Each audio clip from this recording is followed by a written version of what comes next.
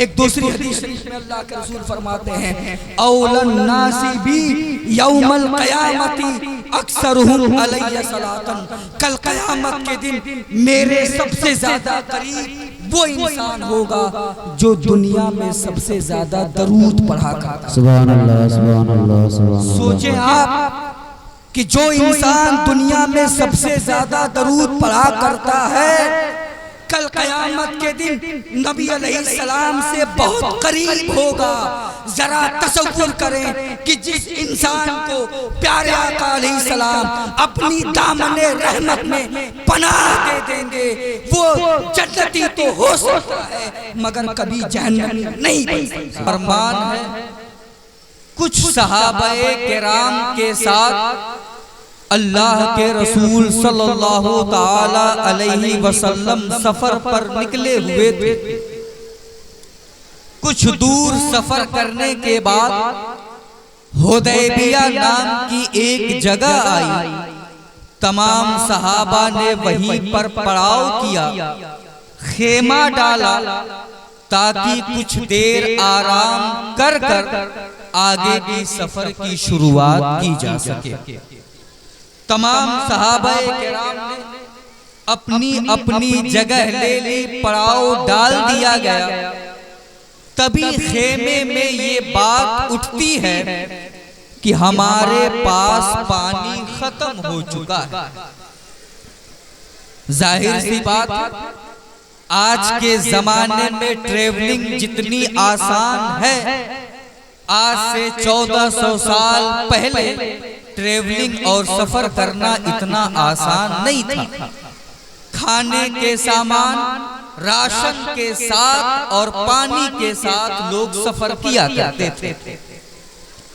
जब कैंप में और खेमे में तमाम सहाबा को ये बात मालूम हुई कि पानी खत्म हो चुका है, तो सहाबाए किराम को ये फिक्र सताने लगी कि अगर पानी नहीं होगा तो हम पिएंगे क्या और वजू कैसे करेंगे, क्योंकि उस वक्त तयम्मुम का हुक्म भी नहीं आया था। तमाम सहाबा परेशान हैं कि पानी नहीं है तो प्यास कैसे बुझाई जाएगी, और पानी नहीं है तो वजू कैसे किया जाएगा और अल्लाह की इबादत कैसे की जाएगी। सारे सहाबा हुजूर अलैहिस्सलातु वस्सलाम की बारगाह में हाजिर होते हैं, अर्ज करते हैं, या रसूल अल्लाह, खेमे में पानी खत्म है, प्यास कैसे बुझाई जाए, वजू कैसे किया जाए। सिर्फ एक प्याला है जो आपके सामने रखा है, उसी में थोड़ा सा पानी मौजूद है, इसके अलावा किसी के भी मशकीज़े में एक कतरा पानी मौजूद नहीं। हुजूर अलैहिस्सलातु वस्सलाम उस प्याले को अपने बाएं हाथ में उठाया और अपने दाहिने हाथ की उंगलियों को उस प्याले में डाल दिया। हजरत जाबिर बिन अब्दुल्लाह रज़ियल्लाहु ताला अन्हु इरशाद फरमाते हैं, जैसे ही आप सल्लल्लाहु अलैहि वसल्लम ने उस प्याले में अपनी पांचों उंगलियों को डाला है, अल्लाह रब्बुल इज्जत ने आपकी उंगलियों से पानी का चश्मा जारी कर दिया है और आपकी उंगलियों से इतना पानी निकला कि खेमे में जितने सहाबा थे सबने अपनी प्यास भी बुझाई और वजू करके नमाज भी। किसी ने पूछा, ए जाबिर बिन अब्दुल्लाह, तुम कितने लोग थे? तो सहाबी ने इरशाद फरमाया, हम 1500 थे, वलो कुन्ना मिअता अल्फिन लकफाना, मगर खुदा की कसम नबी की उंगलियों से इतना पानी निकला, अगर हम 1 लाख भी होते तो पानी कम नहीं पड़ता। सुभान अल्लाह। इसीलिए तो हमारा इमाम कहता है, उंगलियां हैं फैज पर, टूट टूटे हैं प्यासे झूम कर, नदियां पंजाब रहमत की है जारी, वाह वाह। दुरूद शरीफ पढ़ें। अल्लाहुम्मा सय्यदिना सफियाना हबीबना मौलाना मुहम्मद या रसूलुल्लाह सल्लल्लाहु तआला अलैहि वसल्लम। एक दूसरी हदीस शरीफ आप समाअत फरमाएं। मैं साबित ये करना चाहता हूँ, बल्कि ये साबित शुदा है, इजहार ये करना चाहता हूँ कि हमारे नबी की तरह दुनिया में कोई इंसान नहीं हो सकता। हजरत उम्मे सुलैम रज़ियल्लाहु ताला अन्हा है। गर्मी के मौसम में आपने हुजूर सल्लल्लाहु ताला अलैहि वसल्लम की दावत की दोपहर के वक्त। प्यारे आका अलैहि सलातो वस्सलाम दोपहर का खाना खाने की गरज से हजरत उम्मे सुलैम रज़ियल्लाहु ताला अन्हा के घर तशरीफ ले जाते। दोपहर का खाना खाने के बाद आप कुछ देर आराम करने लगते हैं, जिसे कैलूला कहा जाता है। आराम करते हुए आपकी आंख लग गई और आप सो जाते हैं। सोने के लफ्ज से मैं आपको एक अकीदा और देना चाहूंगा। अल्लाह के रसूल हदीस में इरशाद फरमाते हैं, तनामु ऐनाया वला यनामु कल्बी, यानी ऐ दुनिया वालों, अगर मैं सोता हूं तो मेरी आंखें तो सोती हैं मगर मेरा दिल जाग रहा होता है। हजरत उम्मे सुलैम के घर प्यारे नबी अलैहिस्सलातु वस्सलाम आराम करते करते सो जाते हैं। गर्मी का मौसम था, माथे पर और चेहरे पर पसीना आने लगा।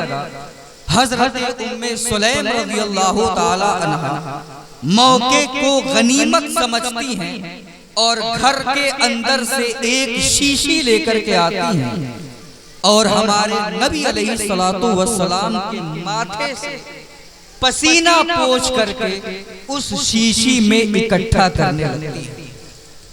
ये कोई हवाई फायरिंग नहीं है। हजरत अल्लामा इमाम जलालुद्दीन सुयूती रहमतुल्लाह अलैह, जो अपने दौर के मुजद्दिद हैं, जिन्होंने एक दो बार नहीं 70 मर्तबा रसूलुल्लाह की ज़ियारत की है, उन्होंने इस हदीस को अपनी किताब में नकल किया है। फरमाते हैं हजरत उम्मे सुलैम रज़ियल्लाहु ताला अन्हा माथे से पसीना पोंछकर शीशी के अंदर जमा करने लगती हैं। प्यारे नबी अलैहिस्सलाम बेदार होते हैं। इरशाद होता है, उम्मे सुलैम क्या कर रही हो? अर्ज किया, हुजूर आपका पसीना इकट्ठा कर रही हूँ। इरशाद हुआ, किस मकसद के पेशे नजर? अर्ज किया, हुजूर आपका पसीना इसलिए इकट्ठा कर रही हूँ कि इसे बदन पर लगाएंगे तो हमारा बदन महकने लगेगा। इसीलिए हमारा इमाम कहता है, वल्लाह जो मिल जाए मेरे गुल का पसीना, मांगे न कभी इत्र न फिर चाहे दुल्हन फूल। कसम खुदा की, जिस इंसान को नबी का पसीना मिल गया फिर महकने के लिए अतर की जरूरत नहीं है। पसीना मल लो, कयामत तक जिस्म महकता है। हजरत अनस बिन मालिक रज़ियल्लाहु ताला अन्हु हैं। आप अपने घर पर अपने कुछ दोस्तों की दावत करते हैं, कुछ दोस्तों को दावत पे बुलाते हैं। जाहिर सी बात है, हम और आप भी अपने घर दोस्तों अहबाब को, रिश्तेदारों को दावत पर बुलाते हैं, उनकी ज़ियाफत करते हैं, मेजबानी करते हैं। अच्छे प्लेट्स होते हैं, दस्तरखान है, हाथ धोने के लिए साबुन और नई या धुली हुई तौलिया हम रखते हैं, मेहमान को किसी तरह की कोई दिक्कत महसूस न हो। हजरत अनस बिन मालिक रज़ियल्लाहु ताला अन्हु ने भी अपने तमाम मेहमानों की बड़ी ही दिलजमई के साथ मेहमान नवाजी की। जब हाथ धोने की बारी आई तो तमाम मेहमानों ने हाथों को धुला।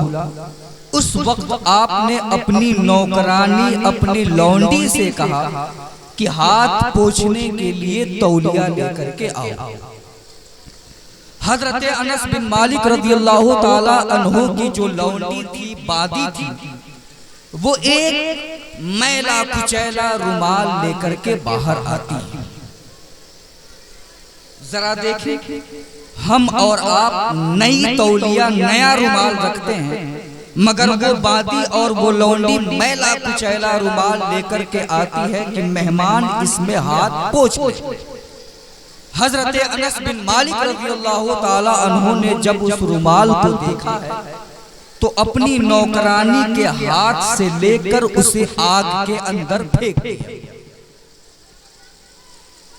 तमाम मेहमान क्या देखते हैं कि वो तौलिया जो मैली कुचैली थी, वो रुमाल जो मैला आग के अंदर पड़ा है, और कुछ देर के बाद अनस बिन मालिक जब उसे आग से निकालते हैं तो वो बिल्कुल साफ और शफाफ हो जाता।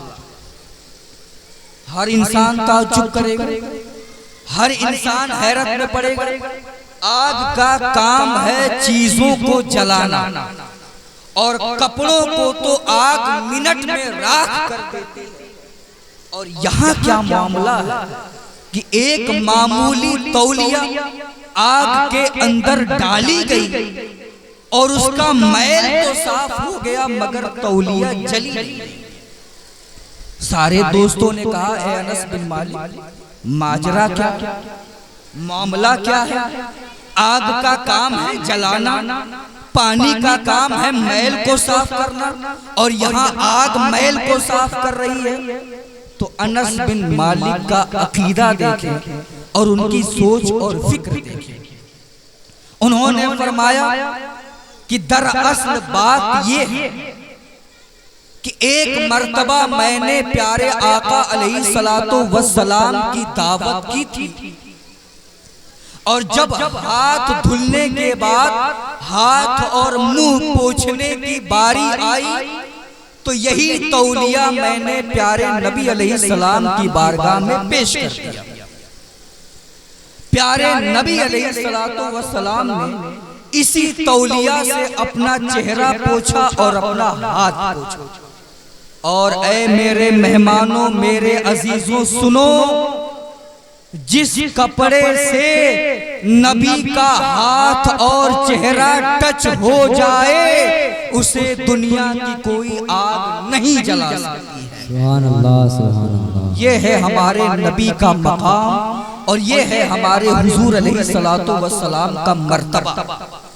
मगर इसी नबी जब पैदाइश का महीना आता है, जिसकी उम्मत होने पर हम फख्र महसूस करते हैं, तो इस महीने में हम वो सारे काम करते हैं जिससे अल्लाह भी नाराज होता है और रसूलुल्लाह भी नाराज होते हैं।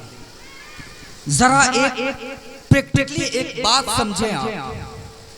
हम और आप अपने घरों पर अपने बच्चों का जन्मदिन और बर्थडे मनाते हैं। जिस दिन हमारे बेटे या बेटी का नाती पोता जिसका भी बर्थडे होता है, उस दिन सुबह से ही उस बच्चे की खुशियों का ख्याल रखा जाता है कि नहीं? सुबह से ही उस बच्चे की खुशियों का ख्याल रखा जाता है। अगर उस बच्चे ने कोई गलती की और मां ने डांट दिया तो घर के सारे लोग माँ को डांटने लगते हैं।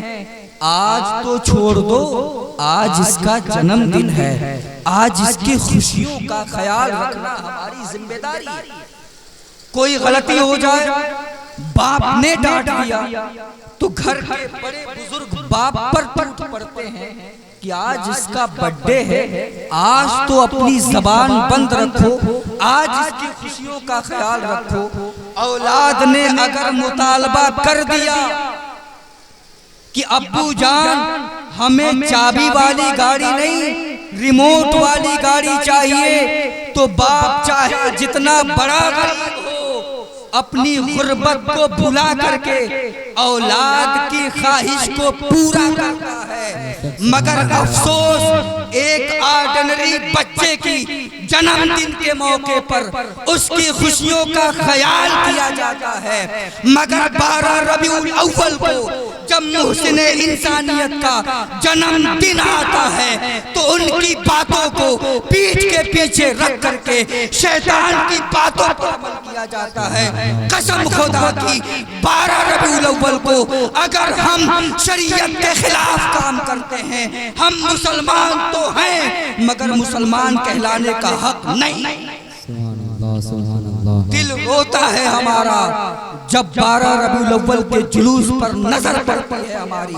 गलती आप करते हैं, जवाब इनको देना पड़ता है। गलती आप करते हैं, जवाब इन उलमा को देना पड़ता है। जुलूस में डीजे के सामने नाचते आप हैं, बदनाम मजहब इस्लाम होता है। डीजे के सामने कूद फाद आप करते हैं और बदनाम सुन्नियत होती है।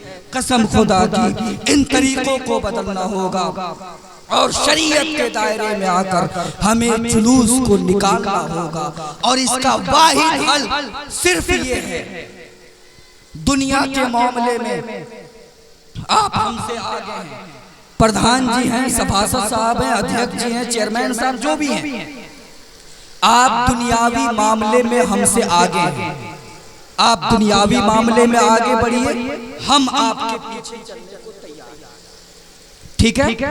लेकिन दीन इन उलमा ने 10 साल दाल रोटी खा करके सीखा है, दाल चावल खा करके दीन को पढ़ा है। दुनिया में आप आगे हैं, हम आपके पीछे चलने को तैयार हैं, मगर दीन हमने सीखा है तो दीन में हम आगे होंगे और आपको हमारे साथ चलना होगा। मगर मामला उल्टा होता है। सभासद साहब सोचते हैं मैं तो सभासद हूँ, दुनियावी मामले में भी आगे हूँ और जुलूस भी मैं ही आगे रहूंगा, जुलूस भी मैं ही। चेयरमैन साहब सोचते हैं मैं तो चेयरमैन हूँ, बहुत बड़ा रुतबा है, पूरे इलाके के लोग मुझे जानते हैं, लिहाजा मुहर्रम का जुलूस हो या रबीउल अव्वल का जुलूस हो मेरी क़यादत में निकलेगा, मेरी सरपरस्ती में निकलेगा। कसम खुदा की जब से ये जुलूस गैरे आलिमों के हाथ में गया है, इस्लाम बदनाम होता चला गया है। अगर आप चाहते हैं इस्लाम का वक़ार लौट आए तो जुलूस को इन उलमा के हाथों में दे दीजिए, इस्लाम फिर से बुलंद होगा और मुसलमानों की इज्जत दोबारा